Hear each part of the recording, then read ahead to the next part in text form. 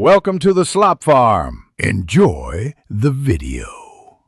You start by confirming prerequisites: an admin account, the VPN server address, and the chosen protocol. Once confirmed, install or enable the System VPN client. This prevents configuration conflicts. Now open Network Settings and choose Add VPN.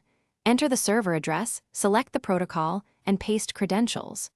Do this first because correct protocol selection ensures compatibility and performance. If your organization provided certificates, import them now.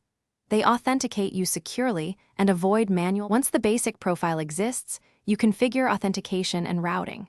Choose certificate or multi-factor authentication for stronger security. Passwords alone are weaker. Then set DNS and split tunneling so only work traffic goes through the VPN, which boosts speed for local tasks. Configure routing rules to avoid IP conflicts with local networks.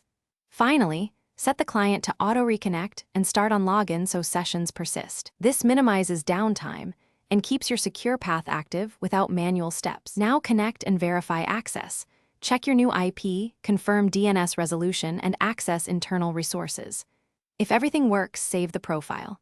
If you hit errors, inspect the client logs and note error codes. They point to authentication, certificate, or routing issues.